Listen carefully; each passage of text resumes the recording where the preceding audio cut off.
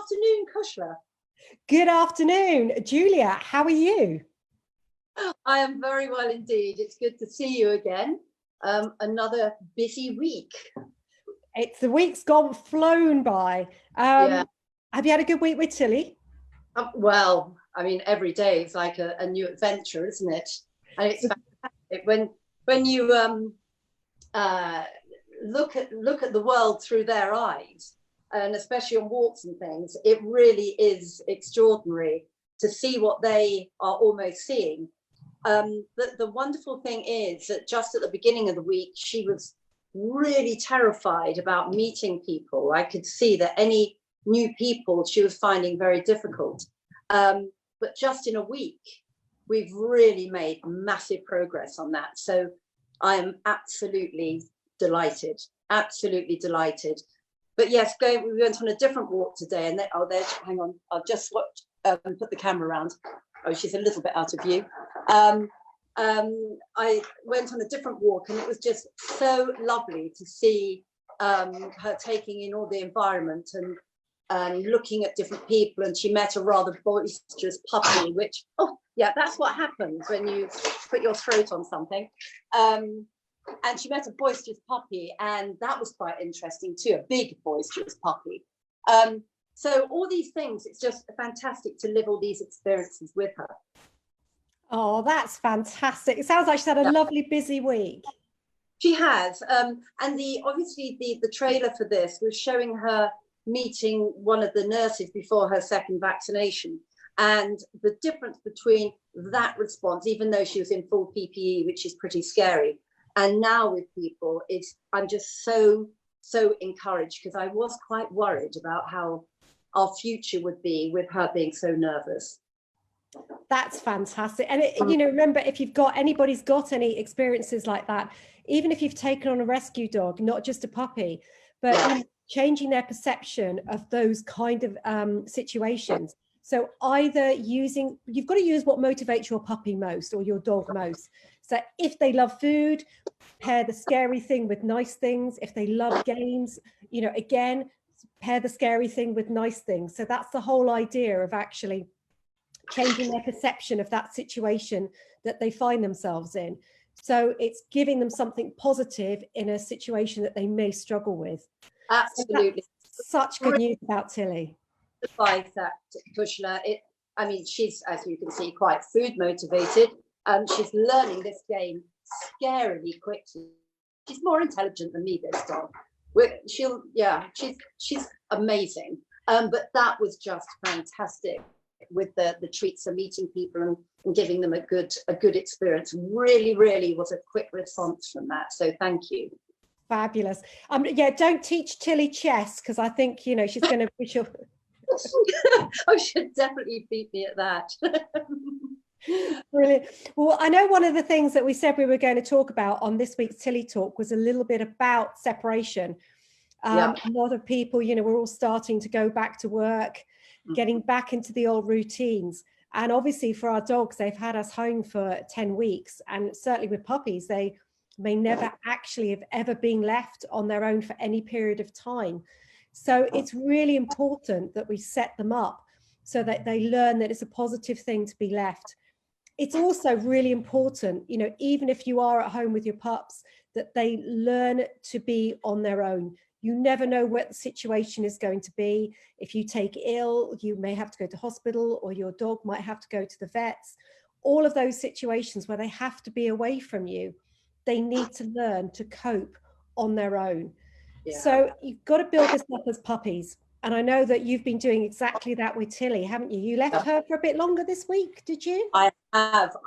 Very nervously, I left her for an hour. I've been doing it in 5-minute increments, 5 minute, 10 minute, 20 minute. I think I get more separation anxiety than she does, actually. But yes, it is quite nerve-wracking, but checking that there's a little potential for danger, of course. But I took on very much what you were saying last week about I actually filled a bone that she had. Obviously Maggie has to have the same. So Maggie's loving this puppy part. So I left her with something nice, or a licky mat or something. And when I came back, I mean, I got the most glorious welcome and everything seemed to be okay. She had all her body parts, which was great. Yeah, it is quite nerve-wracking, but yes, you're absolutely right, because you're saying about, emergencies, you never know. We've had a couple this week from my perspective, and I have had to leave her for a few minutes. So you're right, we've got to be prepared, even though we might not think we will have to leave them at any stage in the near future. Yeah, so it's a really good idea when you're preparing your pups to do this, is just to make sure that they've had a wee, they've had a poo, so they don't need the basics, because otherwise they're going to get stressed, automatically. So make sure that physically they're comfortable, and then leave them something to keep them nice and busy. Licking mats, something like the Kong, those sort of rubbery ones, which are frozen is good, because frozen takes them a lot longer to eat. Sometimes they can empty them within seconds, but anything that's frozen is going to take them a little bit longer. And leave them something long lasting, so that that by pairing something nice when you go away, my guys all queue up and go, is it about time you went somewhere? Because I know you've got, goodies for me. So they're kind of queuing for me, waiting for me to leave, because they know they get nice things when I leave. So from my point of view, that's perfect, because they look forward to me leaving because of what they get. So it's really also, isn't it, that they know that it's a cue as well, isn't it, that they know they are going to be left as well. And it's like a preparation for them. Yeah, that's it. I mean, if your puppies or your dogs are weeing in the house and pooing in the house when you leave, or they're not eating any of the goodies that you've left them, which they would normally eat, that's a sign that they are actually struggling, and that they have actually got some form of separation anxiety. And that's when it's a good idea to have a chat with a local trainer or behaviorist who can help you with that. Because sometimes all of those cues that we give the dogs, if they are worried about being left, then that all builds up into anxiety. So in some ways, it's a good idea to practice going through your leaving routine and not leave. So go through putting your shoes on, getting the car keys, getting your phone, and then putting the kettle on and making a cup of tea. And your dog goes, oh, you haven't left. Oh, I was preparing to get stressed. I was preparing to get worried. So again, it's a really good way of actually taking away all of that build up away. So they just go, oh, okay, that's okay. So you just go through the routine of leaving, but not leave. And that's a good way of dealing with it. Very good. That's a really... Yeah, it's a really good way, but your pups are a lovely blank canvas, so you build them up 10 minutes, 15 minutes, 20 minutes at a time. And even if you have to go into another room, or you go upstairs and leave them, so they just learn with that whole idea that, of being on their own and entertaining themselves for a little bit. And then it's a big deal, isn't it? I'd forgotten how much it is important that you can leave them. Having adult dogs for a long time now, I'd forgotten how important it was to build this, and how much I do expect them to be able to stay on their own for a few minutes or a couple of hours without there being much of a problem. That's it. And puppies, they come to us, they've had litter mates, they've had their mum, they'll have constantly had supervision around them. So all of a sudden, especially if you've got a pup with no other adult dogs in the home, it's a really big deal. There you go, we're all leaving the house, bye. Yeah. You possibly leave them in the kitchen with the dishwasher on and probably the washing machine or something. And so there's always noises and always clicks going on, which can be a little bit scary. So make sure that, they're where they would normally be when you leave them. Don't leave them in a brand new space that they're not used to. Make sure that the space is safe. Obviously they can't get access to electrical wires and all of those sorts of things. And then leaving something nice with them is a really good idea. And then really just a question of them really not overcompensating, when we are going back to work and we're leaving our dogs during the week, is to not overcompensate at weekends. Well, it's a really good point, that, because we can do that very easily on the physical front, can't we? I think the term for it is weekend warrior, when we feel guilty. And also there's a lot of, well, I want to go for a walk this weekend because I've been working. So the weekend warrior scenario is when your dog goes for about 10 minutes walk during the week, and then at the weekends about a 10-hour walk, or not, but perhaps quite that extreme, which is really, really not good, especially for a young developing puppy. We've really got to consider that it's their needs. If you want to go for a long walk, you go for a long walk, but don't take your puppy. They still just need 15, 20 minutes, maybe twice a day. But what you can do with them is create other things to entertain them, because the exercise, that impact on their joints is really, really not good. And we've talked about getting them to go over different surfaces and different terrains and things like that. That's still very relevant, of course, and always will be. But if you are wanting to spend a bit more time with them, which would be lovely because you've been away, things like these games that we keep on showing as sort of snapshots can be great for them. It's very good for their brains, physically too, but for their brains are having to problem solve, and Tilly's really having to problem solve this one. I put little bits of kibble in each of these bottles, and she's worked out that if she goes under the bottles, they all revolve round on that piece of dowel. But now she's worked out, she grabs the neck of the bottle, there we go, and it tips up. Sadly, some of them are empty now, so the reward's not there. So these games are really great, and you don't need to go to that extreme, do you? Yeah, and I know a lot of people, you perhaps also, not just with puppies, but, rescue dogs, you don't know their backgrounds. They may have spent a long time in kennels. They may not have had that much exercise. And we feel like we're doing such a good thing because they haven't had any freedom. They haven't had that kind of fun of going out. So we feel like, we're doing a really good thing by taking them out for an hour and a half walk, where actually, the dogs haven't had that opportunity to develop the muscles. And it can lead to, I know, Julie, what you always say, it can lead to a lot of long-term issues with the dogs. It really can. We really have got to be so careful at these formative times. Really, we've got to be careful up until they're 18 months, realistically. And no one really knows when they are fully developed within their skeletal system. But 18 months is pretty much a time when it's fairly concluded that they should be fully developed. But the interesting thing is going back to their sort of psychological aspect. We talk about, last week you were talking about puppies doing zoomies and things like that when they get overstimulated.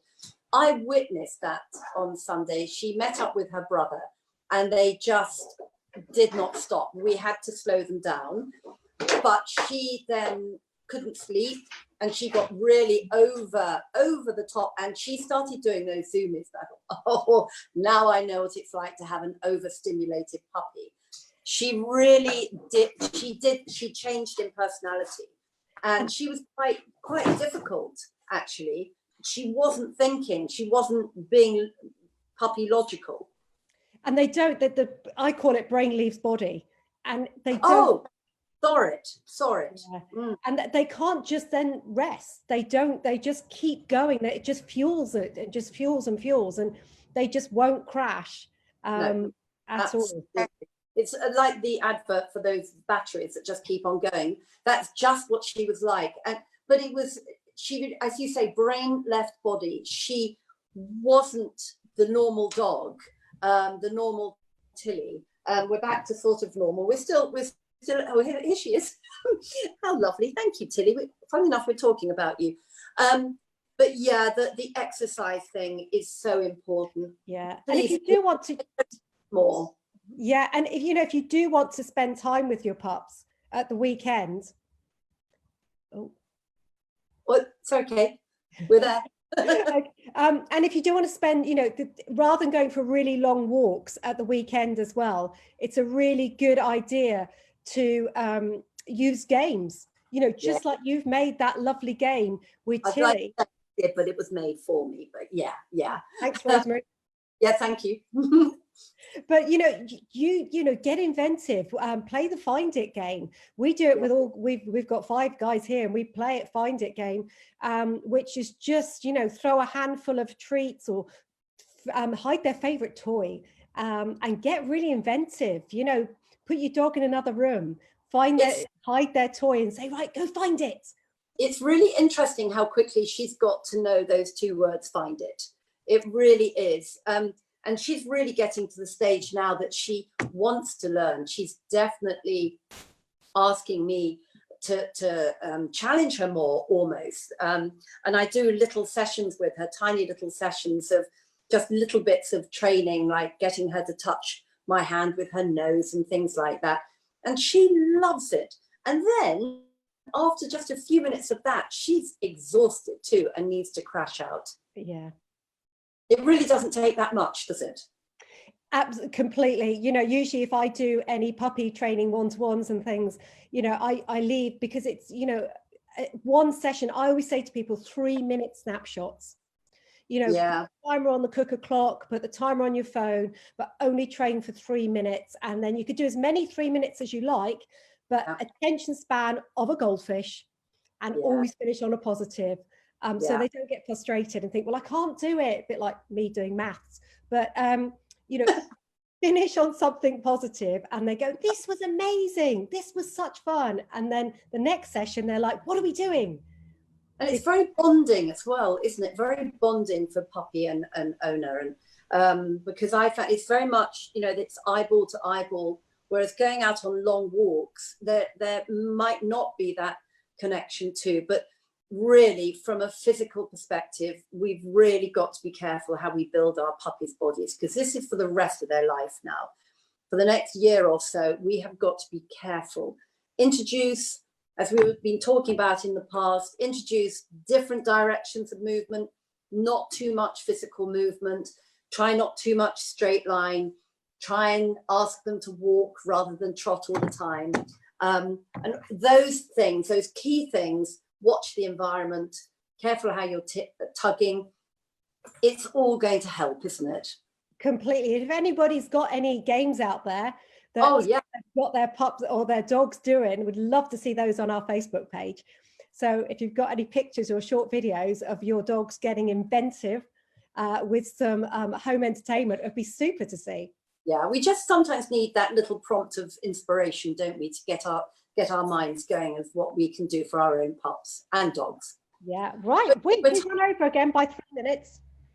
I just wanted to mention one thing. We were talking about separation anxiety, and a colleague of mine over in the States has just, she's just qualified as a separation anxiety expert, and she does it all remotely. We'll put her link at the bottom of this Facebook post, because if you haven't got someone like Kushla around that can help you, you do remote stuff as well, don't you? You can help to a degree with remote things, but we'll put that link on too, so you can get help wherever you are if you need it. Oh, look at how very timely has this Tilly come up. She's perfect. Brilliant. Oh, well, we've run over again a little bit, but hopefully we found some of that information useful, and we'd love to see some pictures. Love to see pictures. Please say where you're from, and I hope we're not speaking too quickly, as we always seem to. Take care, everybody. Thank you very much. Bye, everyone. Bye. Bye, everyone. Bye. Bye. Bye. Bye. Oh.